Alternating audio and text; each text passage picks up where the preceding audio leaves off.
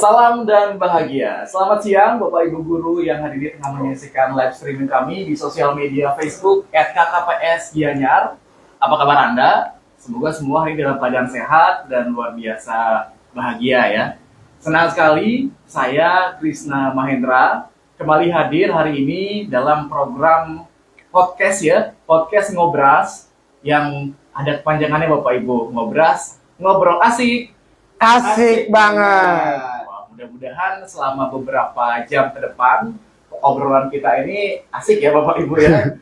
Oke, untuk tema hari ini terkait dengan ngobras, kita sudah sampai di episode ketiga Bapak Ibu. Adapun yang menjadi temanya yaitu terkait dengan 7 kebiasaan anak Indonesia hebat. Mudah-mudahan bermanfaat untuk Ibu nanti ya. Nah, saya tidak sendiri hari ini. Saya bersama dengan 2 orang narasumber hebat kita yang sebenarnya semuanya laki-laki ya, tidak ada perempuan hari ini Bapak Ibu. Jadi yang pertama yang ada di sebelah kiri saya, bergeser dulu. Oke, nah dari wajah sudah dikenal Bapak Ibu ya. Jadi yang pertama ini namanya adalah Pak Iwayan Wirjanata. Panggilannya Pak Jona ya. Oke, selamat siang Pak Jona. Selamat siang Pak Krisna, selamat siang teman-teman yang ada di studio dan juga yang sedang menonton live streaming Facebook KKPS. Apa kabar hari ini Pak Jona? Astungkara baik. Pak Krisna apa kabar? Saya luar biasa, sehat. Hari ini kesibukannya Pak Jona ngapain? Selain ada podcast hari ini. Oke, kesibukan masih keliling-keliling ke sekolah-sekolah. Kita ada kegiatan observasi praktek kinerja kepala sekolahnya Pak Krisna. Oke, itu aja ya. Iya, ditambah kegiatan-kegiatan lainnya tentunya. Kegiatan-kegiatan lainnya. Iya. Oke, Pak Jona, aduh, kayaknya saya dengar Pak Jona ini punya sebuah lagu yang berkaitan dengan 7 kebiasaan anak Indonesia hebat. Benar nggak Pak Jona? Maaf Pak Krisna, bukan lagunya saya Pak Krisna ya. Bukan lagunya Pak Jona. Ya, ini kebetulan lagunya itu kan banyak tuh ada di YouTube. Nah, salah satunya ada lagu 7 kebiasaan Indonesia hebat yang ada di akun YouTube-nya Kemendikdasmennya ya. Jadi itu bisa dipelajari. Ya. Bukan lagunya Pak Jona itu ya? Bukan. Bisa salah dengar selama ini ya Pak Jona. Bukan. Pak Jona tahu nggak lagunya seperti apa? Mungkin bisa dinyanyikan dulu. Oh, nyanyi Pak ya? Coba dinyanyikan ya. Kebetulan suara saya nggak bagus Pak ya. Nggak apa-apa Pak, udah ada backing vokal ya berdua di sini. Aman. Dibantu nanti ya. Oke, ini lagunya sedikit saja Pak Krisna ya. Mungkin bisa menginspirasi nanti, bisa diterapkan juga didengarkan untuk anak-anak. Rapnya saja ya sedikit ya. Rapnya saja boleh. Ayo lakukan bersama 7 kebiasaan anak Indonesia, karakter pribadi yang kuat, karena kita semua generasi hebat. Yeay! Suaranya bagus nih, cocok masuk dapur rekaman Pak Jona ya? Belum, masih jauh Pak Krisna. Jauh. Oke, selain lagu, Pak Jona punya apa lagi nih? Apalagi Pak Krisna? Perkenalkan dulu. Kata-kata singkat ya. Oh, mungkin pantun ya? Oh, pantun kebetulan nggak menyiapkan Pak Krisna. Ya sedikit aja. Tidak aja. Ada sedikit aja ya. Ubur-ubur ikan lele. Cakep. Hari ini kita podcast. Oke, ini dia narasumber pertama kita. Narasumber kedua kita bergeser kembali. Wah. Oke. Saya perkenalkan Bapak Ibu. Narasumber yang kedua ini namanya adalah Bapak Sam Nyoman Restu Santiaga. Om Swastiastu. Selamat siang Bapak Ibu yang ada di studio dan Bapak Ibu yang ada di rumah atau di sekolah. Oke, panggilannya siapa nih? Pak Sam Nyoman Restu. Ya, panggilannya Pak Restu saja. Pak Restu dari Bapak Ibu semua ya. Mudah-mudahan podcast hari ini berjalan lancar ya. Iya, siap. Oke, Pak Restu apa kabar hari ini Pak Restu? Baik sekali, sehat. Pak Krisna. Sehat, luar biasa ya. Luar biasa sekali. Semoga bahagia ya. Ya. Nampak dari wajahnya happy soalnya ya. Iya, saya sering tersenyum Pak. Sering terus. Oke, hari ini sibuk apa kesibukannya ya? Ya, kegiatan saya sebagai pengawas seperti biasa ya, pengelolaan kinerja ya, observasi pengelolaan kinerja ke kepala sekolah ditambah dengan kegiatan tambahan dari Dinas Pendidikan. Oke, luar biasa. Semoga tugas-tugasnya bisa berjalan sesuai dengan rencana dan mendapatkan hasil yang maksimal ya. Iya, Pak Restu ataupun juga Pak Jona. Nah, kalau tadi Pak Jona dia punya lagu, kemudian pantun. Kalau Pak Restu ada yang mau disampaikan? Iya. saya sebenarnya nggak mau kalah juga sama Jangan kalah sama Pak Jona. Jadi saya berpikir nih, saya mau keluaran apa nih gitu. Apa? Ya, saya punya tepuk nih. Ini inspirasinya dari anak saya. Oh, gitu. luar biasa ya. Anak bisa menginspirasi. Iya, kita bisa dapat inspirasi dari siapa saja. Bisa dia cobakan ya. Coba silakan. Oke, Ini semoga- contoh dulu atau langsung dipraktik? langsung saja Oh, langsung ya, biar aja. tidak Oke. menghabiskan waktu. Iya, silakan. Oke. Jadi kita nanti tepuknya 3 kali ya. Tepuknya 3 kali. Oke. Oke. Bangun pagi beribadah olahraga, makan bergizi, gemar belajar. Nah, saya lupa lagi nih. Ya, nggak apa-apa, nggak apa-apa. Makan sehat dan bergizi, gemar belajar. Ayo berolahraga, tak lupa tidur cepat. Akulah anak Indonesia hebat. Pak Restu ya.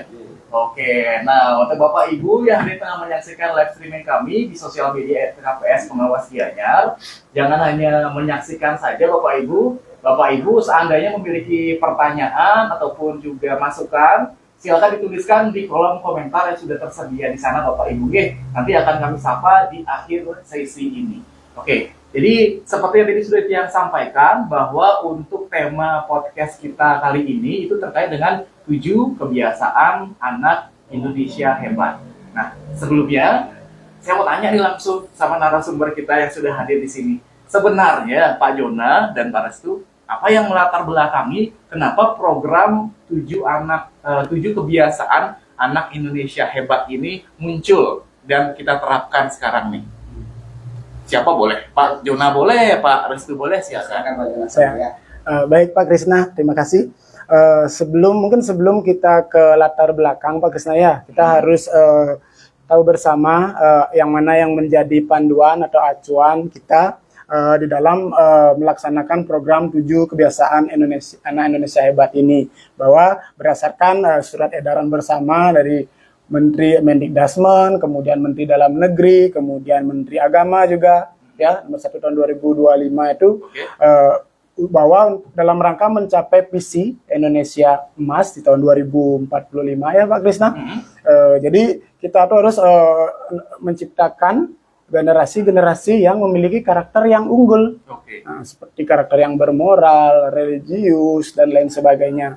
Nah, di dalam seperti yang kita ketahui di keseharian kita di dunia sehari-hari masih banyak terjadi penyimpangan-penyimpangan, tindakan yang masih banyak dilakukan, seperti ada kekerasan mungkin ya, kalau untuk anak-anak mungkin ada bullying, ada pelecehan seksual, kemudian ada pemakaian gadget yang tidak tepat atau mengandung unsur pornografi dan lain sebagainya. Nah, hal-hal itu ya yang melatar belakangi, makanya perlunya dikuatkan lagi karakter-karakter kita sesuai dengan 7 kebiasaan anak Indonesia hebat ini, Pak Krisna. Oke, ini terkait dengan penguatan karakter di sana ya, Iya. mencapai tujuan generasi emas Indonesia. Benar sekali Pak Krisna. Kalau dari Pak Restu, ada yang mau ditambahkan? Mungkin bisa saya tambahkan Pak Krisna ya, dari 7 kebiasaan anak Indonesia hebat ini bisa kita hubungkan dengan Undang-Undang Sisdiknasnya. Oke. Ya, Sistem Pendidikan Nasionalnya nomor 20 tahun 2003 itu.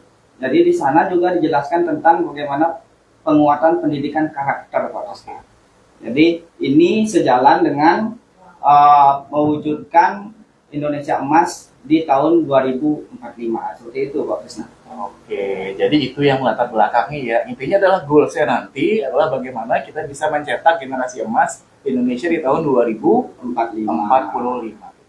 Oke, langsung aja deh sekarang. Bicara tentang 7 kebiasaan anak Indonesia hebat. Nah, 7 itu terdiri dari apa aja nih?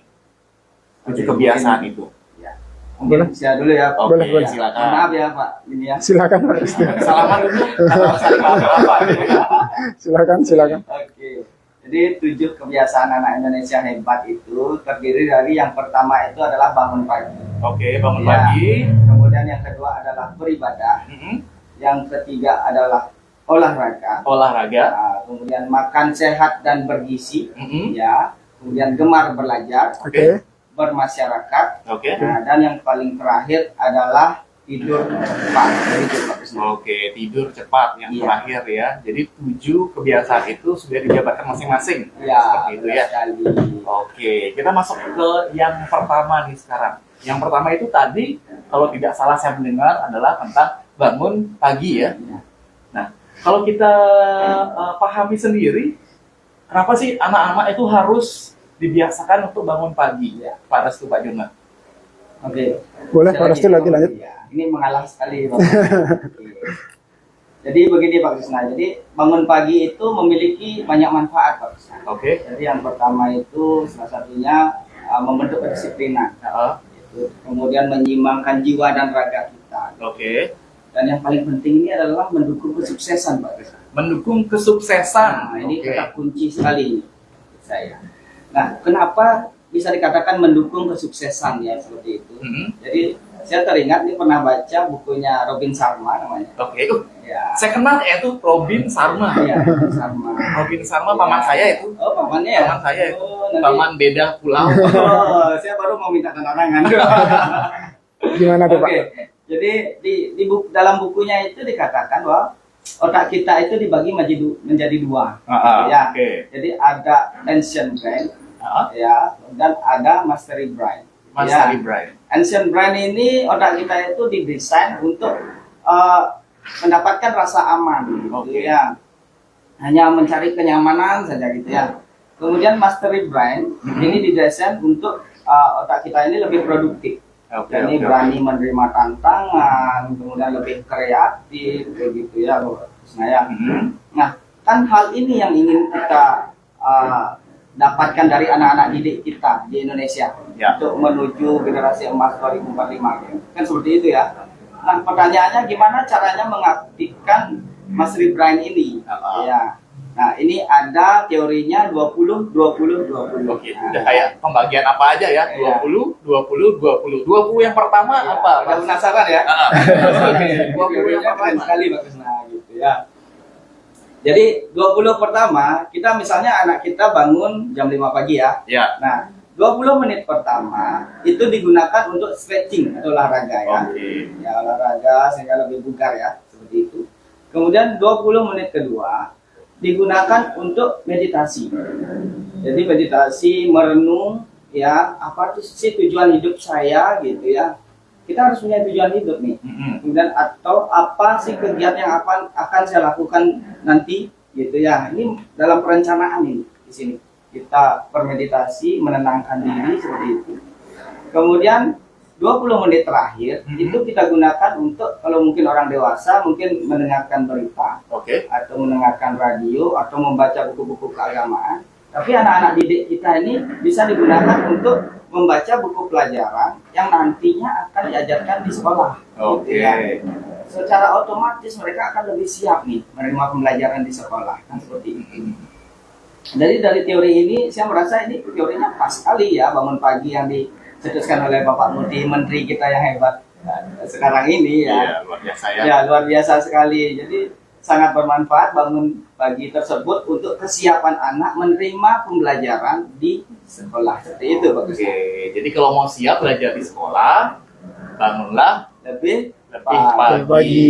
Iya. Bangun lebih pagi itu bisa membuat anak-anak menjadi lebih sukses. Ya, itu salah satu alasan. Oke, kalau dari Pak Jona ada mau ditambahkan nih?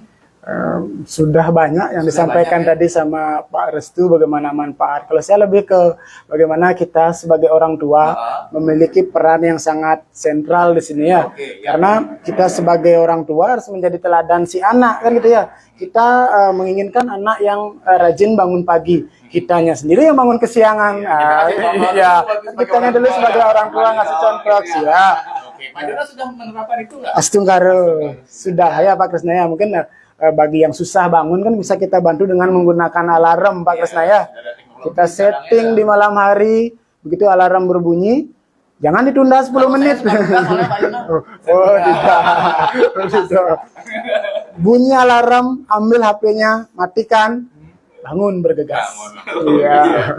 Dan lakukan teori tadi 20. Ya, ditambah lagi dengan yang disampaikan sama Pak Restu. Ya, jadi pagi kita akan semakin berfaedah kita mengawalinya ya. Oke, nah itu kan di rumah nih. Kalau peran guru di sini untuk bisa memaksimalkan bangun pagi, karena kita tahu kalau bangun pagi itu kan biasanya hanya bisa dilakukan oleh orang tua pemantauannya. Sedangkan guru dia di sekolah nih, gimana cara apakah guru harus ke rumah masing-masing anak setiap pagi untuk membangunkan anak-anaknya atau bagaimana? Oke. Jadi begini Pak Krisna, jadi peran guru di sekolah, jadi di sana ya guru ini harus menjadi teladan ya. Oke. Teladan, guru harus datang lebih awal daripada siswanya gitu. Jangan sampai siswanya yang menyambut guru. Nah, itu kebalik ya. Yang benar itu adalah guru yang menyambut siswanya di depan sekolah seperti itu. Jadi otomatis siswanya akan lebih senang nih. Mungkin dia mengawal dengan tos dengan gurunya, mungkin dengan salim, dengan pelukan, mungkin kalau anak yang masih kecil ya bukan anak yang dewasa, itu akan lebih bermanfaat gitu ya. Kemudian kita juga bisa memasang poster di sekolah untuk mensosialisasikan kepada anak didik kita gitu, bahwa bagaimana sih, apa sih manfaat dari bangun pagi tersebut. Oke. Akan terketuk hatinya ini ya. Kalau sudah sering kita sosialisasikan, otomatis akan membudaya di sekolah. Oke, luar biasa sekali Pak Restu. Berarti ada dua hal yang bisa dilakukan oleh guru di sana ya. Yang pertama menjadi tauladan, harus datang lebih awal daripada siswanya. Mungkin pada saat siswa datang bisa diajak tos. Iya. Gitu ya, bikin motivasi pagi mungkin ya. Iya, betul. Kemudian yang kedua itu terkait dengan perbanyak sosialisasi, pasang poster dan sebagainya. Sering-sering diingatkan. Sering-sering diingatkan. Oke, luar biasa Pak Restu. Kalau Pak Jona gimana nih menurut Pak Jona peran guru? Peran guru juga sama pentingnya dengan orang tua juga Pak Krisnaya. Oke. Guru setiap ada kesempatan memberikan edukasi, pendidikan karakter kepada anak-anak, di sana juga bisa disampaikan pentingnya bangun pagi untuk anak-anak agar siap lebih awal mengikuti menyambut hari barunya untuk datang ke sekolah. Tentunya sebelum itu guru juga harus menjadi teladan. Guru dan orang tua sama-sama pentingnya. Guru memberikannya di sekolah, orang tua di rumah, sehingga anak-anak akan menjadi terbiasa, sehingga nanti kegiatan positif ini akan menjadi satu budaya ya Pak Krisna, seperti itu. Oke, berarti kita sepakat ya di sini peran guru sebagai tauladan ya. Dari tauladan itu nantinya bisa menimbulkan sebuah budaya bagi anak-anak kita. Seperti itu ya. Oke, nah baru satu nih, masih 6 lagi, 6 kebiasaan berikutnya. Kebiasaan yang kedua itu tadi kalau tidak salah beribadah ya. Oke, kalau beribadah juga kita sebagai insan yang beriman dan bertakwa kepada Tuhan Yang Maha Esa, tentunya nilai kedua ini sangat penting juga ya. Kalau menurut Pak Restu, Pak Jona, pentingnya di bagian mana nih? Beribadah itu Pak Krisnaya, di mana kita semua sebagai insan yang menganut agama kan itu Pak Krisnaya, beribadah sangat penting sekali untuk kita terapkan, kita kuatkan karakter ini kepada anak-anak agar anak-anak kita semua ini selalu mendekatkan diri pada Tuhan, memohon perlindungannya ya. Bagaimana kita sebagai guru, pendidik, orang tua menyisipkan pendidikan-pendidikan moral kepada si anak agar anak-anak itu takwa terhadap Tuhan Yang Maha Esa. Oke, disisipkan gitu ya. Iya. Takwa pada Tuhan Yang Maha Esa. Oke, kalau dari Pak Restu? Ya. Jadi kalau menurut saya dengan kita beribadah itu kita akan memiliki mental spiritual yang bagus, kecerdasan spiritual yang bagus. Nah, jadi dengan kita memiliki kecerdasan spiritual yang bagus, otomatis mental kita ini akan bagus. Keyakinan kita akan bagus akan diri kita atas ciptaan Tuhan, yang seperti itu ya. Dan kita tidak akan pernah lagi, kecil sekali akan kemungkinan kita terpengaruh oleh hal-hal negatif. Ya, contohnya itu pergaulan bebas. Kemudian lebih-lebih narkoba seperti itu ya. Dan yang terakhir yang terjadi itu juga tidak gampang stres dan melakukan tindak-tindakan yang negatif seperti itu Pak Krisnaya. Oke. Ya, itu yang kira seperti itu manfaat dari beribadah ini. Oke, berarti manfaat dari beribadah ini secara tidak langsung adalah kita membentengi diri kita gitu ya, dari hal-hal ataupun perilaku yang negatif dengan iman yang kuat. Seperti itu ya. Benar sekali Pak. Itu tujuannya, itu manfaatnya. Nah, peran guru di sini seperti apa? Kalau menurut Pak Jona dan juga Pak Restu? Peran guru ya, peran guru di satuan pendidikan tentunya sangat penting di dalam memberikan penguatan karakter berkaitan dengan penguatan karakter untuk anak-anak rajin beribadah seperti ini Pak Krisnaya. Jadi di sekolah di pagi hari bisa diadakan sering-sering kegiatan persembahyangan atau kita berikan pemahaman kepada anak-anak, kita sediakan di fasilitas kalau kita di umat Hindu yang beragama, biasakan anak-anak untuk datang ke sekolah untuk menuju ke Padmasana dulu, sembahyang, kemudian pagi hari dengan rutin melaksanakan Trisanya, seperti itu setiap mengikuti kegiatan apapun yang akan dimulai oleh guru. Biasakan, budayakan untuk berdoa dulu sebelum kegiatan dimulai. Hal seperti itu bisa diterapkan dan ditanamkan ke anak-anak menjadi satu budaya, kebiasaan. Nah, itu bagus diterapkan untuk anak-anak kita, Pak Krisna. Oke, luar biasa Pak Juna, kebiasaan untuk bersembahyang di Iya, sekolah, iya. sembahyang bersama gitu. Ingat untuk sembahyang baru sampai di sekolah gitu ya. Mudah-mudahan ya. Ya, tapi ya. Di sekolah, di rumah juga, di masyarakat juga kan gitu, Pak Krisna. Ya. Bisa nggak kita misalnya mengajak orang tua untuk ikut serta untuk mendukung satu kebiasaan ini yang beribadah ini semua? Bisa Pak Krisna ya, karena namanya beribadah itu bisa dilakukan di sekolah, di rumah, di tempat-tempat ibadah kan begitu Pak Krisna ya. Bahkan di rumah juga kita bisa memberikan pemahaman, kemudian menjadi teladan, memberikan contoh terutama kepada anak-anak yang mungkin masih kategori kelas 1, masih PAUD gitu Pak Krisna ya. Ya. Jadi kita kan harus memberikan contoh dulu kepada anak-anak bagaimana bersembahyang yang benar, bagaimana menyucikan pikiran, memusatkan pikiran kepada Tuhan agar kita senantiasa diberinya keselamatan, kesehatan. Oke. Seperti itu Pak Krisna ya. Oke, luar biasa. Intinya tetap kolaborasi ya. Iya, Ilmu kolaborasi itu dimanapun benar ya. selalu muncul ya. Dipakai Benar. ya. Oke, Pak Restu ada yang mau ditambahkan lagi? Ya, mungkin saya tambahkan sedikit. Silakan. Jangan lupa. Jangan Ya, lupa. Jangan Oke. lupa. Jadi toleransi beragama ini harus kita kuatkan juga, Pak Ya, Krisna. pas sekali, toleransi Jadi, beragama. ini pernah saya terapkan di tempat kerja saya saat menjadi guru, ya bersama kepala sekolah saya yang hebat juga. Oke. Jadi di sana saat Idul Adha itu dirayakan juga. Saat Saraswati yang Muslim dan yang agama lain ikut juga merayakan, datang juga. Saat Idul Adha kita juga ikut bagi-bagi kurban itu ikut makan bersama makan. ya. Daging Ada kurban itu. Ya, daging kurban itu Iya. ada yang daging kurban itu kita ikut menikmati seperti itu, ikut merayakan juga di sana, ikut merasakan euforianya di sana gitu. Oke. Itu yang paling penting. Jadi untuk menjaga kerukunan antar umat beragama seperti itu. Oke, luar biasa nih untuk menjaga kerukunan antar umat beragama.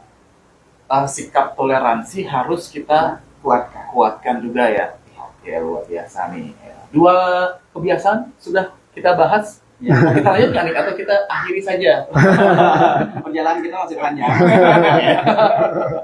Kita mengikuti Bapak moderator saja ya. Kalau kita siap sesuai dengan pertanyaannya. Siap ya. Oke. Pertanyaan saya sebentar makin sulit nih Pak Jono. Enggak apa-apa. Kita sebisa mungkin kita akan berusaha untuk jawab ya.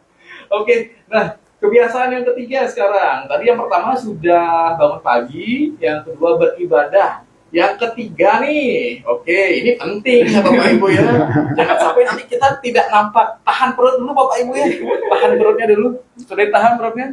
Oke, jadi kebiasaan yang ketiga itu adalah berolahraga. Oke. Nah, berolahraga ini menjadi salah satu dari 7 kebiasaan anak Indonesia hebat juga. Yang penting juga untuk kita tanamkan kepada siswa ya. Nah, kalau menurut Pak Jona dan Pak Restu, kenapa berolahraga itu bisa dikatakan penting dan wajib untuk dilakukan? Jadi begini, manfaat olahraga itu kan banyak Silakan Pak sekali. Restu. Oh, maaf ya. Habisin aja Pak Restu. Silakan. Oke. Jadi manfaat olahraga itu banyak sekali ya. Jadi salah satunya adalah menyeimbangkan kesehatan jiwa dan raga kita kan gitu ya. Dulu waktu saya SD itu masih ingat dengan istilah mensana in corpore sano ya. Asik. Ini sampai saya umur segini ini udah nggak terdengar lagi Nggak gitu terdengar ya. lagi. Ini perlu kita bangkitkan lagi ya. Di dalam tubuh yang sehat terdapat jiwa yang kuat. Oke. Kita boleh tulis nggak itu? Di dalam tubuh yang sehat terdapat jiwa yang kuat. Kan seperti itu ya. Jadi saya pernah baca nih dari WHO. WHO, Ya. oke. Jadi dari WHO, olahraga kita itu ya minimal kita berolahraga 150 sampai 300 menit per minggu. Per minggu ya. Ya, kalau kita bagi 7, kira-kira kita sehari itu berolahraga 30 sampai 30 menit sampai 1 jam, Pak Krisna. Oke, kalau di rapel boleh nggak Pak? Kalau di rapel itu sama seperti ini. Kalau Pak Krisna hari ini makan terus, besok lagi nggak makan-makan. Oh, iya. Dan akhirnya kita akan tumbang. Oke. Gitu ya. Jadi olahraga yang baik itu adalah olahraga yang konsisten Iya, ya. betul Ya, sekali. seperti itu. Kan Pak Krisna ini nge-gym aja ya, Pak Krisna ya. Kita betul, harus betul. Sampai anak sehat. boleh bolong-bolong ya. Seperti itu. Ya. Oke. Nah itu salah satu manfaatnya Pak Krisna, di samping untuk kebugaran tubuh kita juga gitu ya. Seperti itu Pak Krisna. Oke, terima kasih Pak Restu. Intinya adalah dengan berolahraga jiwa kita menjadi kuat, badan kita menjadi sehat, Ya. gitu ya, dan bugar. Oke, kalau dari Pak Jona, Oke, Pak Krisna. Kalau tadi sudah disampaikan banyak manfaatnya sama Pak Restu, kemudian ada istilah-istilah juga. Kalau dari saya, olahraga, kebetulan kita bicara mengenai olahraga. Olahraga itu satu mata pelajaran yang paling saya sukai kebetulan ya. Setiap dapat mau olahraga, semangat sekali mengikuti kegiatan kan. Setiap anak kan memiliki kesenangan yang berbeda-beda setiap mata pelajaran. Dan kalau saya secara pribadi memang menyukai apapun aktivitas yang berkaitan dengan olahraga. Itu kalau di dalam diri kita sudah kita memiliki hobi, kesenangan, maka olahraga itu tidak banyak kita perlu arahkan. Memang kita niat dari dalam diri kita memang pengen. Tapi bagaimana dengan anak yang tidak, mungkin ada anak-anak yang tidak senang olahraga, mungkin enggan untuk beraktivitas, bergerak. Nah, disinilah peran kita sebagai guru memberikan edukasi kepada anak-anak seperti apa yang disampaikan oleh Pak Restu tadi, manfaat-manfaatnya, bahwa olahraga itu memang benar-benar penting. Kita yang mengajak, kita yang menjadi teladan anak-anak. Ini olahraga penting, banyak loh yang bisa anak-anak ikuti biar olahraga sesuai dengan yang anak-anak hobi, yang anak-anak sukai kan gitu ya.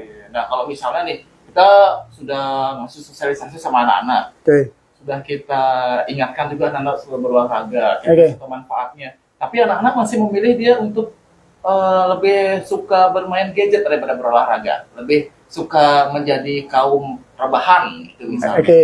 Apa yang bisa dilakukan oleh Bapak Ibu guru di sana?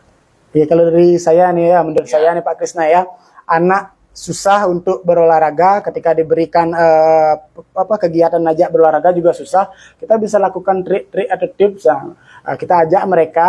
Kita jangan situasikan bahwa si anak ini akan berolahraga, karena mungkin ada beberapa anak yang mindsetnya seperti yang disampaikan Pak Krisna, ajak olahraga susah, nggak mau gitu kan, udah dipikir capek dan lain sebagainya. Nah kita kemas itu, kita inovasi kita sebagai guru, kita kemas itu dalam kegiatan-kegiatan permainan. Kan bisa Pak Krisna, cari teman berapa, kita bermain, padahal di dalam permainan itu ada aktivitas yang bisa olahraga yang dilakukan sama anak-anak. Jadi dia tidak merasakan bahwa dia tuh sedang diajak berolahraga, dia senang-senang. Anak-anak kan gitu kan, memang sesuai dengan konsep itu kita memberikan penguatan 7 kebiasaan anak Indonesia hebat ini dengan cara yang menyenangkan kepada anak-anak.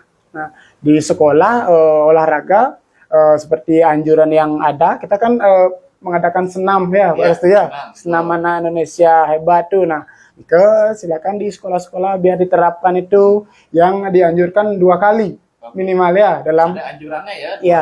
Iya, sesuai dengan edarannya 2 kali dalam seminggu itu minimal. Silakan dikondisikan itu agar anak dapat sehat pagi hari, bergerak sesuai dengan senam itu ya.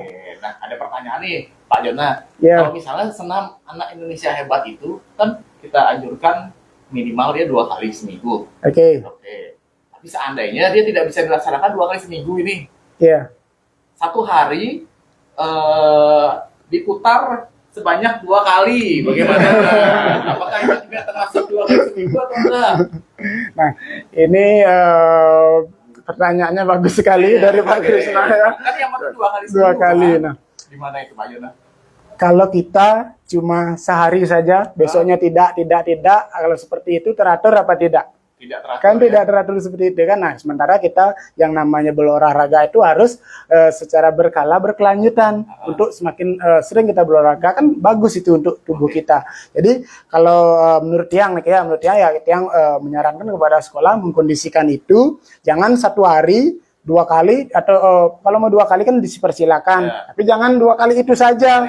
Besoknya enggak terus di sisa hari-hari yang lain. Kalau mau diulang masih dirasa mungkin gerakan anak kurang kompak atau anak-anak pengen nambah lagi selama situasi memungkinkan bisa dilanjutkan. Tapi besoknya atau 2 harinya lagi tetap dilakukan Pak Krisnaya. Jangan bisa ya, nggak bisa sehari 2 kali. Gitu jangan ya. Atau sehari bisa 7 kali gitu diulang-ulang. Ini mewakili semua gitu ya. Senin, Selasa, Rabu ya. Ya jangan seperti itu ya. Silakan dikondisikan itu dalam 2 hari yang berbeda itu di sekolah di pagi hari itu diterapkan senam anak Indonesia hebat. Intinya sama seperti tadi disampaikan Pak Restu ya, konsisten gitu olahraga. Benar, konsisten. Yang langsung numpuk di 1 hari itu, tapi itu bisa dilakukan secara berkelanjutan, konsisten, gitu ya. Mungkin seperti itu. Mungkin saya bisa tambahkan. Oke, silakan.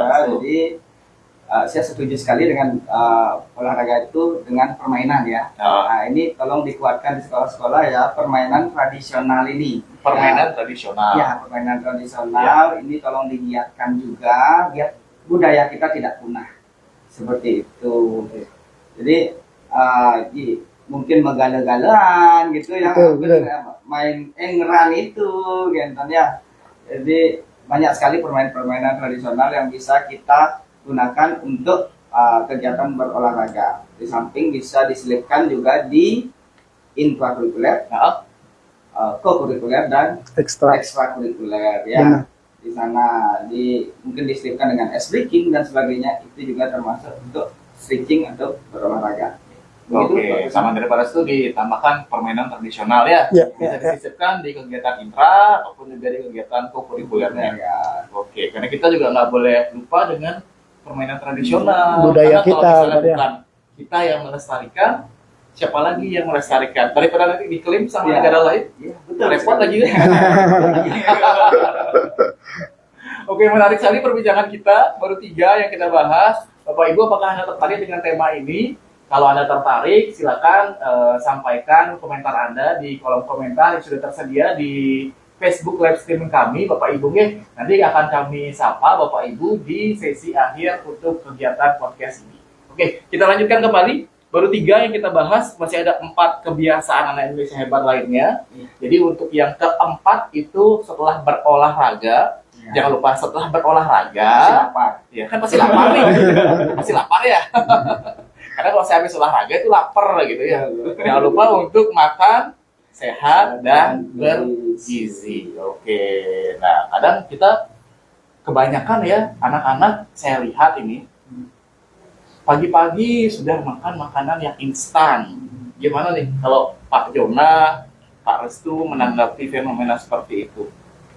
Baik, berbicara mengenai makanan sehat dan bergizi, Pak Krisnaya, itu yang sedang lagi digaung-gaungkan, digemar-gemakan untuk kita di Indonesia secara umum ya, bahwa makanan bergizi itu sangat penting diberikan kepada anak-anak. Benar, tantangan ya dari kita di era sekarang itu banyaknya disajikan menu-menu makanan yang cepat saji, di mana menu makanan tersebut yang tidak baik untuk tubuh kita gitu. Nah, bagaimana peran kita di sekolah sebagai guru memberikan pemahaman kepada anak-anak, mengkondisikan di sekolah-sekolahnya bagaimana menyajikan kalau ada kantin misalkan kantin-kantin yang menyajikan menu-menu yang sehat yang disajikan kepada anak didik kita di sekolah. Begitu juga di rumah, orang tua yang perannya sangat sentral di dalam memberikan asupan makanan kepada anak harus menyajikan makan-makannya mengandung 4 sehat 5 sempurna, yang nutrisinya cukup, yang proteinnya cukup untuk anak didik kita, agar si anak-anak tumbuh kembangnya bagus, kesehatannya juga jadi terjaga, Pak Krisnaya.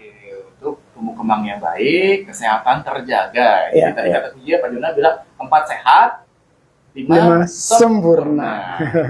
Kalau nggak ada 5 sempurnanya nggak apa-apa Pak Jona?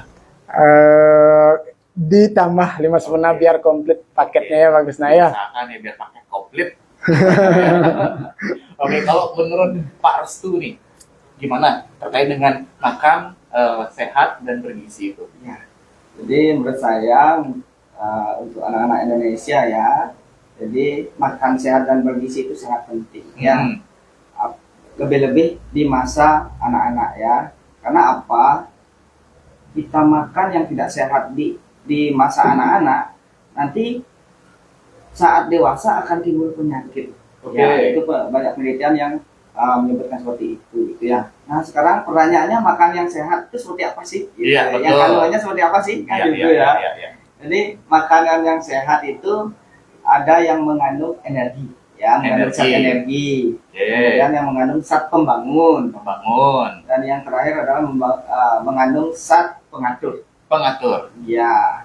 Nah, untuk zat yang mengandung zat energi kita bisa dapat dari karbohidrat, dari lemak, gitu ya. Dari karbohidrat kan dari nasi, udah biasa lah, pasti anak-anak sudah makan nasi, dari kentang, dari sagu dan sebagainya, gitu ya. Kalau zat pembangun kita bisa dapat dari protein ya, entah daging, entah telur, entah ikan, gitu ya. Gimana nih kalau orang tua nggak bisa nih beli daging ikan, telur nih nggak bisa, gitu, karena pendapatannya mungkin kurang, gitu ya. Simple, ya. Ada gininya, bisa diganti dengan tahu tempe lah, gitu ya.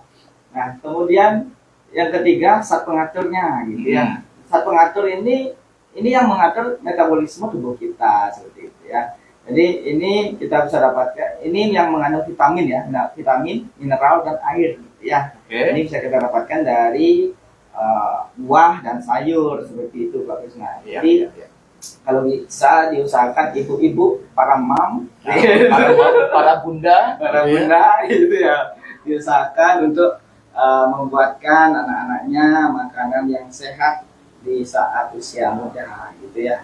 Seperti itu Pak Krisna. Iya, kalau bapak ibunya sibuk gimana nih Pak? Bapak ibunya sibuk. Bapak ibunya sibuk, gitu ya.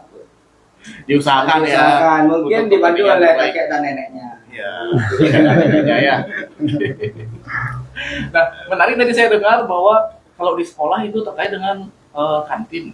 Itu ya Pak Jona tadi ya. Betul. Nah, gimana caranya kita mengatur supaya makanan yang dijual di kantin itu memang benar-benar sehat, bergizi, dan memang layak untuk dimakan oleh anak-anak kita? Nah, tentunya untuk menciptakan atau menyediakan kantin yang sehat di sekolah itu di sini diperlukan koordinasi yang baik ya Pak Krisna ya, koordinasi yang baik antara pihak sekolah, kepala sekolah beserta guru bersama dengan ibu penjual atau ibu kantinnya ya, siapa yang berjualan di sana tentunya bisa didudukkan bersama apa saja mungkin makanan-makanan atau minuman yang memang makanan-makanan minuman itu layak disajikan kepada anak-anak ya, yang seperti yang disampaikan oleh Pak Restu tadi, sudah banyak disampaikan makanan yang bagaimana. Nah, ditambah juga selain makanan-makanan utamanya bisa dijual juga di sana seperti buah-buahan, semangka, pepaya, melon dan lain sebagainya. Kemudian minum-minuman air putihnya yang memang benar-benar higienis, yang bersih ya. Jadi alat-alatnya juga di kantin harus benar-benar dibersihkan itu sehingga higienis, dan anak-anak ketika menikmati makanan itu memang benar-benar disajikan dalam keadaan yang semuanya serba bersih dan sehat itu Pak Krisna ya. Oke, perlu nggak kita misalnya di pihak sekolah mengadakan kerjasama MOU gitu dengan kantin terkait dengan kesehatan yang ada di makanan jajanan yang jual-jual itu? Menurut saya sangat perlu sekali Pak Krisna ya. Di sana ada yang seperti yang Tiang sampaikan tadi, momennya duduk bersama ketika mungkin terjadi yang dijual oleh pihak kantin sekarang bahwa tidak itu tepat diberikan kepada anak-anak yang tidak bergizi, yang cepat saji, yang mengandung hal-hal yang tidak baik untuk dikonsumsi oleh tubuh. Di sana ada buat perjanjian. Bapak Ibu membuka kantin di sini, bagaimana siap nggak Bapak Ibu untuk menjual sajian-sajian yang memang bagus dikonsumsi untuk anak-anak? Kan bisa disepakati itu sebelumnya. Bisa dikriteriakan apa saja yang boleh, apa yang tidak. Nah, tentunya selain makanannya yang perlu juga diperhatikan ya sampah yang dihasilkan Pak Krisna ya. Nah, sebisa mungkin pihak sekolah dengan kantin itu bekerja sama untuk menyajikan makanan-makanan yang tidak menggunakan sampah plastik, karena kita sudah tahu seperti apa sampah plastik sangat banyak gitu ya. Nah, dikondisikanlah dengan makan-makanan yang dibungkus dengan daun-daun organik yang seperti itu kan, kita selain makanan sehat bergizinya kita berikan kepada anak-anak, kita juga masih tetap peduli sama lingkungan kita yang terjaga gitu Pak Krisna ya. Baik, berarti kata kuncinya selain kita peduli sama makanannya, makanan sehatnya, kita juga peduli pada sampah yang dihasilkan dari makanan itu. Ya. Bagaimana kita di sekolah bisa menanggulangi timbulan sampah plastik yang muncul. Iya, iya, Seperti iya, itu, iya. Oke, luar biasa sekali. Pak Rasul, yang mau ditambahkan lagi terkait Ya. makanan sehat dan bergizi ini? Ya, ini mungkin menyambung dari apa yang dikatakan oleh Bapak Jona. Jadi ini terkait dengan Peraturan Gubernur Nomor 97 Tahun 2018 ya tentang pembatasan timbunan sampah plastik. Kita saja di pemerintahan tidak diperkenankan untuk menghidangkan minuman dalam kemasan. Oke. Gitu ya, termasuk makanan juga dalam kemasan. Itu untuk peserta disarankan untuk membawa tumbler gitu ya. Ini untuk membatasi timbunan sampah plastik gitu ya. Begitu juga dengan kantin. Ini benar sekali dibuatkan kesepakatan, dan yang tidak kalah penting adalah bagaimana sekolah itu bekerja sama dengan dinas kesehatan di sini agar bisa dinas kesehatan kita minta untuk memberikan edukasi yang benar bagaimana tentang kesehatan di kantin ya, dan di sana juga harus dilibatkan pengelola kantinnya agar mendengarkan sosialisasi tentang kesehatan itu dari dinas kesehatan. Jadi itu bagusnya. Oke, luar biasa. Tetap kerjasama sama dinas terkait ya dengan kesehatan ya. Oke, cukup ya untuk makan sehat bergizi ya. Iya. Oke, karena kita masih punya 3 kebiasaan lain. Kita sudah di stop. Kalau kita mengikuti oleh hostnya kameramen saja kita, ya. supaya nanti tidak menyalahi aturan kita. Lebih 1 jam ya. Lebih 1 jam. Kalau lebih 1 jam, honor kita. Maaf Pak Krisna, kita bekerja ikhlas tanpa honor Kalau sedikit saya ya. nggak ikhlas harus ada honor. Itu profesional nih, tapi kerjanya di luar ya. Tapi kerjanya di luar Pak Krisna ya. Kita ngayah ya istilahnya. Ya benar Pak Kita Krisna. lanjut sekarang untuk kebiasaan yang kelima. Yang kelima ya, gemar belajar nih. Tadi 1 sampai 4 udah, sekarang yang kelima gemar belajar. Terkait dengan gemar belajar ini sama nggak artinya dengan rajin belajar, kemudian juga aktif dalam kegiatan pembelajaran atau seperti apa, Pak Restu, Pak Jona? Oke. Coba dulu. Jadi Silakan. saya dulu ya Pak ya. Boleh. Ya. Ya. Sudah menyalip di kolam. Iya, silakan Pak Krisna. Baik, begini Pak Krisna. Jadi gemar belajar gitu. Berarti kalau kita artinya kita menyenangi belajar itu. Oke, menyenangi belajar itu. Iya, biar gimana kita membuat anak-anak didik kita menyenangi belajar gitu ya. Tanpa kita suruh ya, dia memang senang belajar seperti itu. Gimana sih caranya seperti itu ya. Nah, kita perlu sosialisasikan gimana sih manfaat belajar itu, di samping menambah wawasan gitu ya. Kita dari tidak tahu menjadi tahu gitu ya. Yang mana yang benar, mana yang salah, kan seperti itu harus kita belajar gitu ya. Kemudian yang paling penting itu adalah membentuk kerendahan hati gitu ya. Kerendahan hati. Ya, jadi orang yang ilmunya tinggi pasti seperti padi Pak. Nah, gitu ya, semakin berisi semakin merunduk ya. Mungkin kita balik ya. Iya. Semakin merunduk semakin berisi. Nah, ya, Semakin berisi semakin merunduk ya, karena dia memiliki ilmu yang Seperti tadi. ya seperti padi. Kemudian, nah gimana peran kita di sekolah kan seperti itu Iya, ya. betul. Agar anak-anak kita ini senang belajar. Ini tugasnya seorang guru nih. Gimana dia mengemas pembelajaran di sekolah sehingga anak-anak senang belajar seperti itu ya. Entah diselipkan ice breaking, kemudian mungkin diajak yang kontekstual ya, sesuai dengan kenyataan pembelajarannya. Mungkin diajak kalau dia belajar tentang pasar atau belajar tentang ekosistem, mungkin diajak ke sawah dan sebagainya seperti itu. Ini adalah kreativitas guru-guru kita seperti itu. Mungkin di di rumah pendidikan gitu Bapak Ibu, di sana sudah banyak contoh-contohnya. Silahkan Bapak Ibu di sana akses ya. Bapak Ibu sudah diberikan senjata ya, yang mana akan berguna ya. Mungkin itu Bapak Ibu ambil untuk digunakan di kelasnya Ibu masing-masing, di anak didiknya Bapak Ibu masing-masing. Seperti itu Pak. Oke, jadi kreativitas dari Bapak Ibu guru untuk bisa meningkatkan semangat belajar anak-anak ya. Iya. Bisa diambil dari berbagai macam sumber. Iya. Salah satunya di platform Rumah pendidikan. Rumah Pendidikan. Oke, luar biasa Pak Restu. Kalau dari Pak Jona gimana nih? Gemar belajar, setuju ya dengan apa yang disampaikan sama Pak Krisna, bagaimana kita menanamkan gemar belajar, biar anak-anak tuh bagaimana ketika belajar itu dalam situasi suasana yang senang. Peran guru sangat sentral di sini sekali lagi ya. Bagaimana guru menciptakan pembelajaran yang memang anak-anak senang ketika mengikuti pembelajaran dari awal sampai akhir. Jangan guru yang lebih dominan ceramah-ceramah. Silakan lakukan komunikasi seperlunya dengan para murid, tetapi kemas dengan pembelajaran-pembelajaran yang inovatif. Gunakan media-media yang menarik untuk anak-anak. Bapak Ibu bisa siapkan dulu media-media apa yang mau disampaikan sebelum pembelajaran itu dilakukan. Kan banyak tuh Pak Krisna ya, apalagi sekarang sudah banyak disediakan platform-platform media-media pembelajaran yang bisa dimanfaatkan oleh guru itu untuk dikemas dalam berupa permainan, game, kemudian aktivitas-aktivitas tanya jawab dan lain sebagainya. Jadi anak-anak yang kekinian itu senang belajarnya, itu senang ketika gurunya menciptakan pembelajaran yang menarik. Ya, selain media juga digunakan, tadi disampaikan oleh Pak Restu juga tempatnya mungkin jangan terus di kelas, sesekali ajak dia ke lingkungan dunia nyata, di halaman sekolah, di kontekstual dunia nyata dekat-dekat sekolah. Kemudian diajak, jika seperti itu penerapan pembelajarannya saya kira anak-anak tidak bosan ya Pak Restu ya.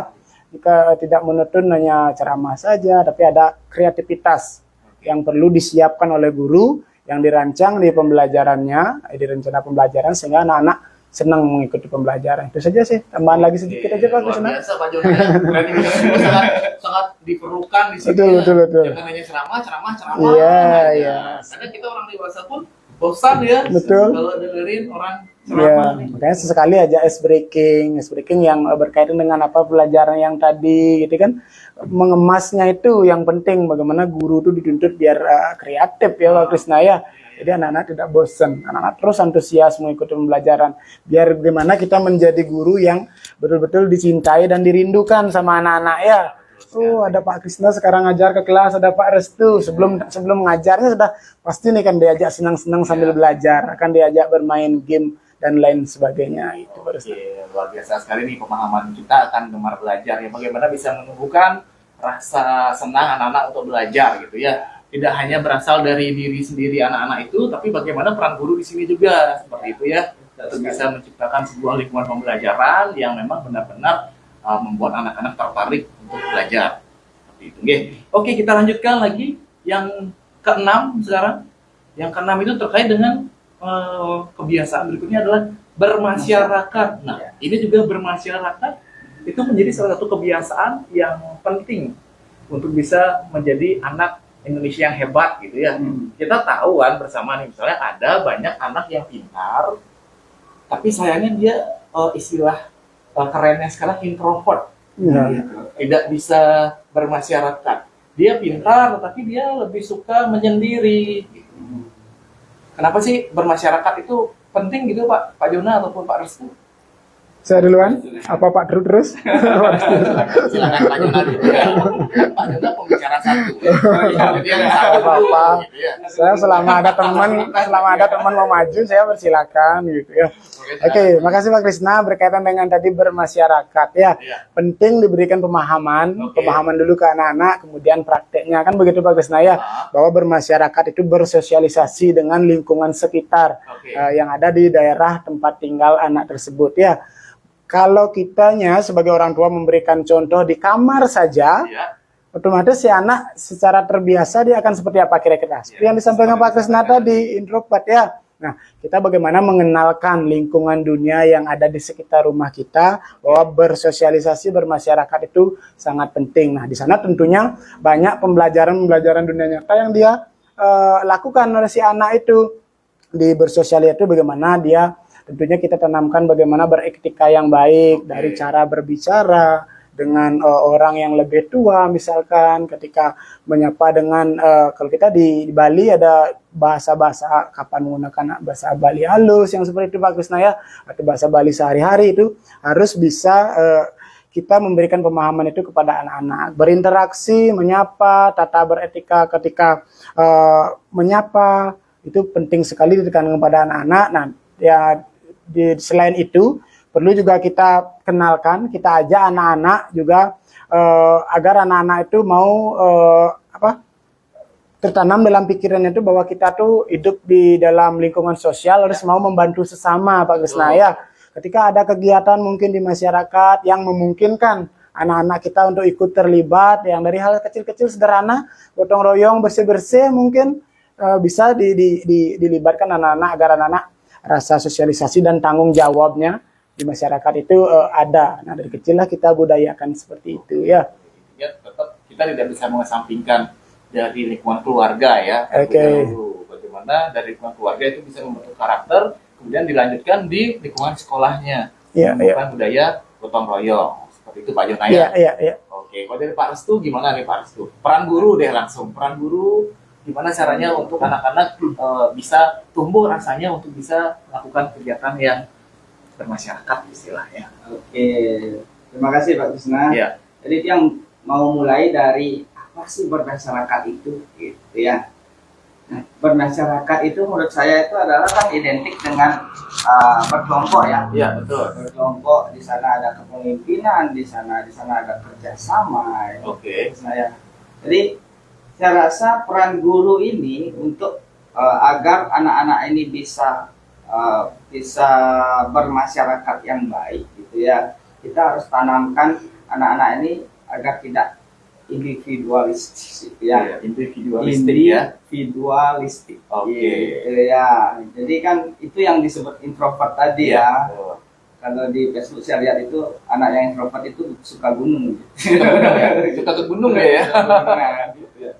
Nah, kembali lagi Pak Krisna, jadi Ya.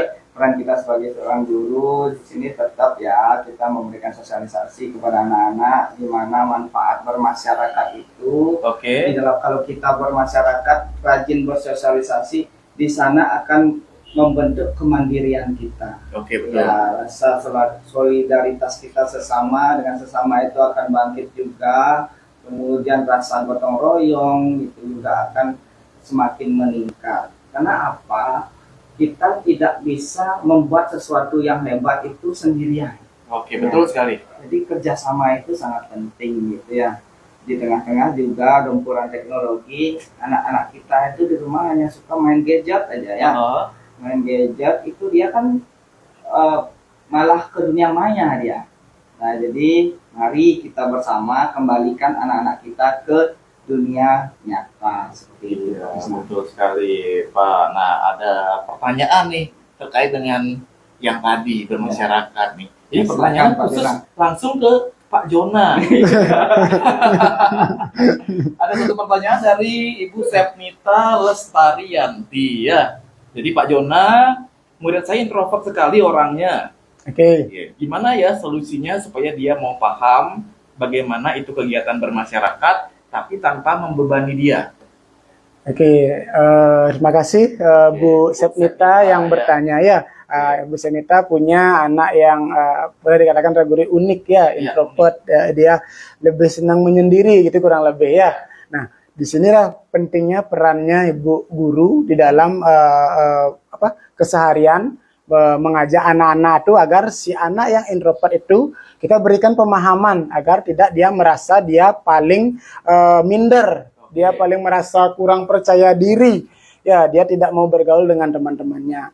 Nah, jadi kita sebagai pendidik sering-sering memberikan penguatan kepada anak secara klasikal, secara individu, bahwa kita itu sama. Setiap manusia itu pasti memiliki kekurangan. Kan itu Pak Krisna ya. Di sana sambil kita memberikan pemahaman, tentunya ajaklah dia kegiatan-kegiatan yang positif. Ketika mungkin ibu gurunya mengajak kegiatan bermain sambil belajar, libatkan anak ya. Jangan mungkin yang temannya mengucapkan kata-kata yang menyentuh perasaannya, yang membuat dia semakin minder dalam mengikuti kegiatan. Dan selain dari ibu gurunya, peran orang tua juga sangat penting ya Pak Krisna ya. Karena anak itu juga bagaimana orang tua berlaku sedikit-tidaknya sangat berpengaruh gitu ya ke dalam keseharian di rumah. Ketika guru mungkin sudah memberikan pemahaman, sudah sering mengedukasi ke anak-anak tentang pentingnya untuk bergaul, tapi di rumah orang tuanya anaknya dikurung, tidak diberikan bergaul ke tetangga, ke masyarakat seperti itu. Jadi itu tidak akan sejalan ya. Jadi pelan-pelan ya Bu Guru anak yang introvert tersebut, Bu Guru ajak kegiatan-kegiatan, lakukan pendekatan secara personal, gitu ya, berikan pemahaman bahwa setiap manusia itu memiliki kekurangan, kan gitu bagusnya ya.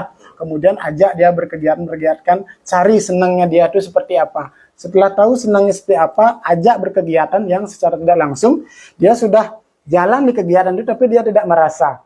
Jadi makanya sedikit demi sedikit dia akan ikut pun dengan teman-teman nggak apa-apa loh, ikut pun dengan teman-teman, kok seru ya, kok seru. Nah sedikit demi sedikit, nah mudah-mudahan mau berinteraksi lebih aktif lagi dengan rekan-rekan di sekolahnya ya, Bu Guru ya. Bu Guru Sepnita. Bu Guru Ya, Sepnita. oke. Terima kasih pertanyaannya Bu Guru. Luar biasa sekali, berarti pesan dari Pak Jona untuk Bu Sepnita. Jadi silakan yang pertama lakukan pendekatan terlebih dahulu kepada anak itu, kemudian yang kedua beri pemahaman, setelah diberi pemahaman yang ketiga jangan lupa untuk libatkan anak itu dalam setiap kegiatan yang dilakukan oleh Bu Guru Sepnita.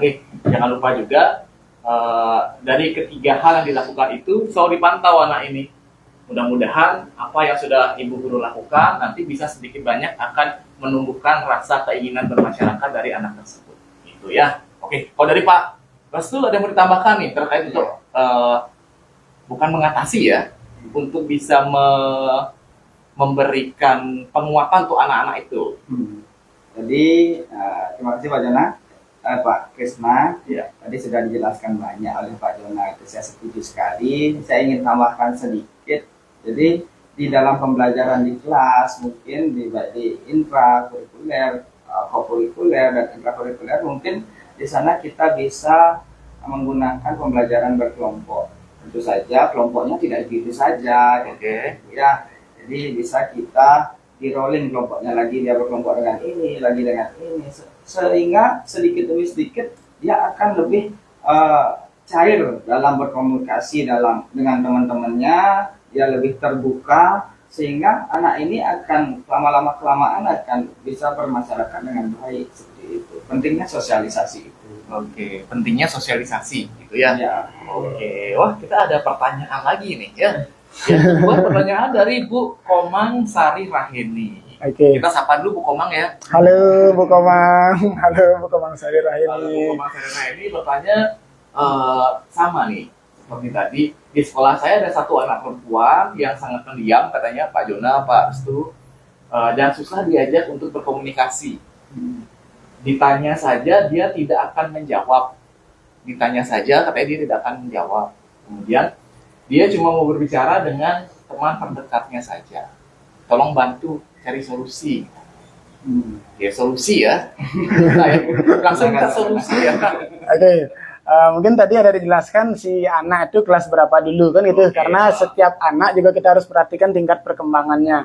Kita tidak boleh memaksakan anak harus pintar bergaul, bermasyarakat dan lain sebagainya, sementara di tingkatan umurnya dia masih kecil kan gitu Pak Krisna ya. Nah kalau memang masih sudah memungkinkan dia untuk bisa berinteraksi, katakanlah di kelas 4, 5, 6 itu sudah terbiasa bergaul, tetapi tidak, nah di sanalah seperti yang tadi disampaikan itu berikan pemahaman-pemahaman bahwa pergaulan itu banyak positifnya. Ya. Berinteraksi, kita hidup tidak bisa sendirian itu memang seperti itu yang harus kita terapkan di sekolah-sekolah ya. Jadi anak-anak berikan pemahaman, penguatan, mirip seperti apa yang dialami oleh Ibu Guru yang bertanya yang duluan tadi itu Pak Krisna ya.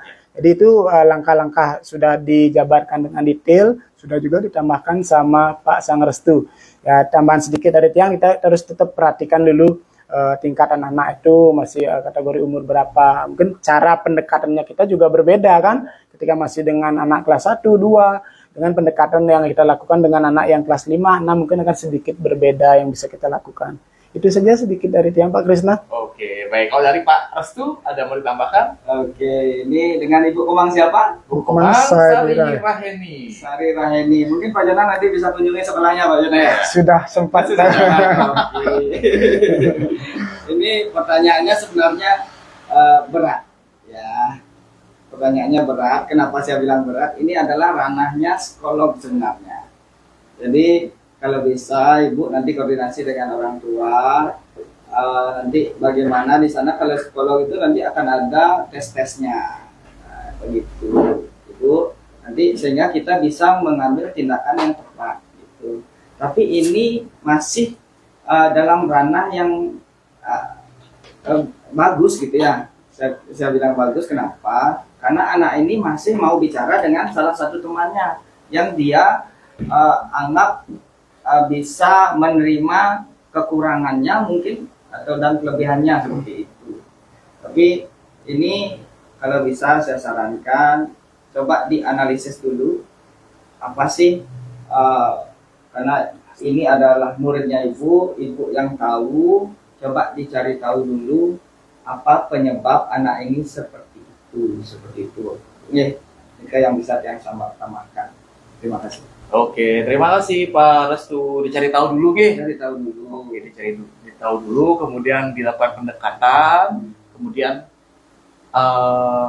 kita memposisikan diri sebagai temannya berarti ya, karena dia dekat sama salah satu temannya kan. Iya. Iya, dia mau ngobrol sama teman dekatnya itu. Mungkin di sana kita bisa mengorek informasi. Iya. Kenapa sih dia seperti itu, Pak Krisna? Oke.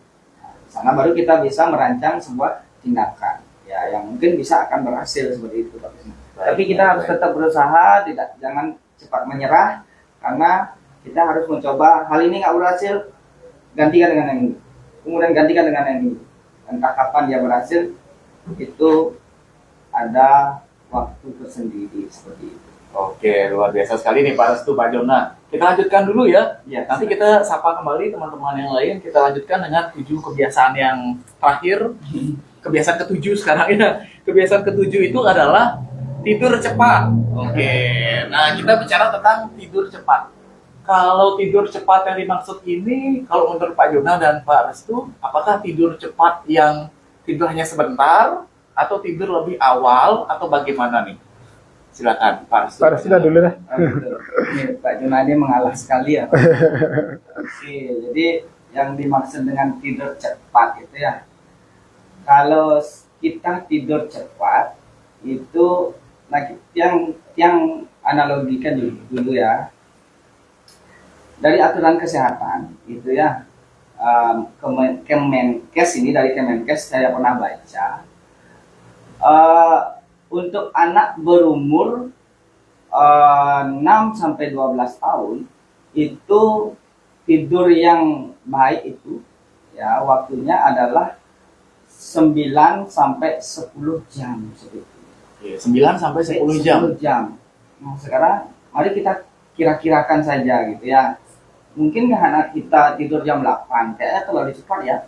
Iya, Ya. terlalu cepat. Jadi mungkin kita bisa maksimalkan anak-anak kita tidurnya jam 9 seperti itu ya.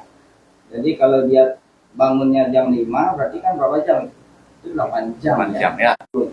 Stamina kita akan loyo, kemudian fokus kita juga akan buyar seperti itu. Karena apa? Dengan tidur cepat kita akan memberikan ruang kepada tubuh kita untuk beristirahat. Sel-sel tubuh kita akan memperbaiki jaringan-jaringan yang rusak gitu. Sehingga dengan diperbaiki jaringan-jaringan yang rusak, otomatis tubuh Dalam tubuhnya terjadi proses perbaikan terhadap sel-sel tubuh seperti itu gitu ya. Oke, luar biasa nih. Kalau Pak Jona gimana Pak Jona terkait tidur cepat nih? Apa yang bisa dilakukan oleh rekan-rekan guru di sekolah supaya bisa menanamkan ataupun juga mensukseskan salah satu kebiasaan ini kepada anak-anak didiknya? Jika di ruang lingkup sekolah, Pak Krisnaya, Oke. tentunya sebagai guru yang bisa diberikan, yang memberikan pemahaman, edukasi. Nah, karena prakteknya dilakukan di rumah, Pak Krisnaya. Nah, bagaimana si orang tua yang memiliki peran yang lebih gini menanamkan seperti apa yang sudah banyak sekali disampaikan oleh Pak Restu bahwa tidur cepat itu sangat positif gitu ya. Yang tambahkan sedikit saja, tidur cepat itu diprogramkan kepada si anak, ditentukan seperti tadi yang disampaikan oleh Pak Restu, berapa jam yang bagus, jam berapa mulai tidurnya, jam berapa bangun paginya gitu. Jadi jika itu biasa dilakukan, dia menjadi budaya. Kesehatan anak juga jadi bagus, kedisiplinan dan aktivitas yang dilakukan itu bisa jadi teratur. Itu saja sih Pak Restu. Oke, itu saja ya. Oke, ada yang mau ditambahkan lagi Pak Restu? saya kira sudah cukup. Sudah cukup ya. Nah, ini sudah kameramen kita.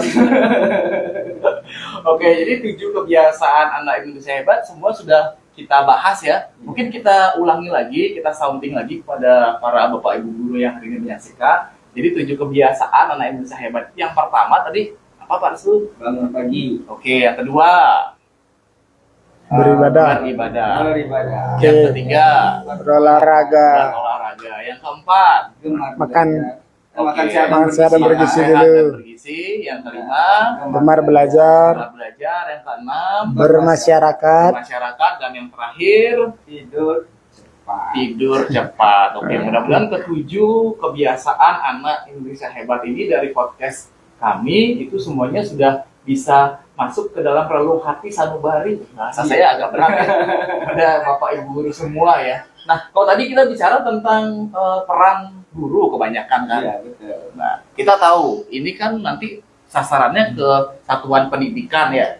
Kalau peran dari satuan pendidikan itu sendiri, gimana nih untuk bisa mensukseskan program 7 kebiasaan anak Indonesia hebat ini seperti apa? Pak Jona dan Pak Restu. Oke, terima kasih Pak Krisnaya. Tadi sudah banyak disampaikan peran orang tua, peran guru, anak-anak apa yang bisa dilakukan. Sekarang bagaimana yang dapat dilakukan oleh satu satuan pendidikan. Nah, Oke. yang dapat yang sampaikan itu bagi satuan pendidikan yang sudah biasa melakukan 7 kebiasaan anak Indonesia hebat ini, silakan dilanjutkan, diteruskan secara konsisten, kemudian terjadwal dan lain sebagainya itu. Bagi yang sekolah-sekolah yang belum, mari kita sama-sama lakukan program positif ini sehingga di satu satuan pendidikan itu semua tidak ada yang tidak di satuan pendidikan itu membiasakan, membudayakan 7 kebiasaan anak Indonesia hebat. Apa yang bisa dilakukan oleh satuan pendidikan? Nah, mulailah satuan pendidikan itu para guru bersama dengan kepala sekolah duduk bersama. Apa yang bisa diprogramkan? Kegiatan-kegiatan apa yang bisa dilakukan? Mulai dari pagi hari sampai anak-anak jam pulang sekolah, bisa di sana disisipkan kegiatan-kegiatan yang inovatif. Oke. Kalau setelah dari kegiatan itu ada jam tambahan berupa ekstrakurikuler apa saja yang bisa mendukung kegiatan-kegiatan yang bisa menguatkan karakter-karakter yang sudah disampaikan dari tadi Pak Krisna. Jadi pihak sekolah dulu apa yang mau dilakukan, kemudian apa yang diprogramkan, kemudian bagaimana eksekusinya, seperti apa penerapan di lapangan. Kemudian tidak lupa melaporkan apa yang sudah dilakukan ini secara berkala dan konsisten. Ya, apa yang sudah dilakukan mungkin dibuat dalam bentuk laporan yang berisi jurnal harian, kan itu Pak Krisna ya. Para guru bisa membuatkan jurnal sesuai dengan kebutuhannya. Misalkan dibangun pagi gitu Pak Krisna ya. Di sana dicatat, didata anak-anak di rumahnya lewat pengamatan orang tua, nanti didatangkan sama orang tua bangun pagi pukul berapa di hari ini, besoknya sehingga si orang tua dia punya data apakah anak-anak sudah terbiasa atau tidak melakukan aktivitas sesuai dengan 7 kebiasaan anak Indonesia hebat. Itu Pak Krisna. Luar biasa sekali Pak Jona, lengkap sekali penjelasannya ya. Jadi direncanakan dulu, kemudian dilaksanakan dan dievaluasi nanti ya. Kemudian tentunya dibuatkan laporan yang diketahui oleh orang tua itu dalam bentuk jurnal ya. Oke. Kalau jurnal itu sendiri bentuknya seperti apa Pak Jona? Oke, kalau jurnal bisa seperti yang saya sampaikan tadi disesuaikan dengan kebutuhan sekolah, dijurnalkan setiap aktivitas kan ada 7 kebiasaan itu masing-masing untuk satu yang bangun pagi, seperti yang saya sampaikan tadi, beribadah, bagaimana misalkan bangun pagi, bangunnya jam berapa, itu kan bisa didata setiap harinya. Nah, silakan dah indikator-indikator itu bisa dikembangkan di sekolah masing-masing sesuai dengan kebutuhannya ya. Contoh-contoh juga sudah banyak tersedia di platform-platform belajar, bisa Bapak Ibu lihat di sana untuk jadi bahan untuk Bapak Ibu mengeksekusinya di sekolah gitu ya. Oke, luar biasa Pak Jona ya. Pak Restu nih ditambahkan terkait dengan peran satuan pendidikan, silakan. Ya, ini sebenarnya sudah paket komplit ya tadi Iya, ya. Jadi komplit ya. Oke, Pak Krisna, terima kasih. Pak Restu, Pak Jona kan paket komplitnya. Ya. Pak Restu paket hematnya aja. Oke, jadi untuk Bapak Ibu di satuan pendidikan, jadi yang tegaskan untuk satuan pendidikan silahkan buat rencanakan, laksanakan, kemudian dokumentasikan, laporkan dan evaluasi seperti itu Bapak Ibu ya. Jadi masalah laporan, masalah jurnal itu silahkan dikondisikan karena itu tidak baku, dan jurnal itu mau itu harian, mau itu mingguan, mau itu bulanan, itu silahkan disesuaikan dengan kondisi dan situasi di sekolah Bapak Ibu masing-masing seperti itu Pak Usman. Oke, karena kuncinya dari Pak Restu itu adalah rencanakan, laksanakan, dokumentasikan, laporkan, dan juga evaluasi. Jangan lupa Bapak Ibu ya, ada 5 kata kunci dari Pak Restu. Mudah-mudahan berkenan nanti diikuti di satuan pendidikan masing-masing. Oke, wah semua sudah kita bahas ini dari awal sampai akhir, tidak terasa ya. Sudah hampir 10 jam kita ngobrol ya. Biasa sekali. 10 kurang 9. 10 kurang 9 1 jam. Oke, ada nggak hal yang mau ditambahkan lagi, disampaikan lagi untuk Bapak Ibu guru yang menyaksikan hari ini? Mungkin ini closing statement ya? Ya, sebelum closing statement mungkin ada yang kurang tadi, mungkin merasa belum sempurna gitu ya. Mungkin Pak Jonan silakan. Untuk penerapannya saja Pak Krisna ya, bahwa penerapan 7 kebiasaan anak Indonesia hebat ini akan berhasil dilakukan di sekolah apabila kita sebagai pendidik mengupayakan melakukan dengan benar-benar kesungguhan hati kita ya.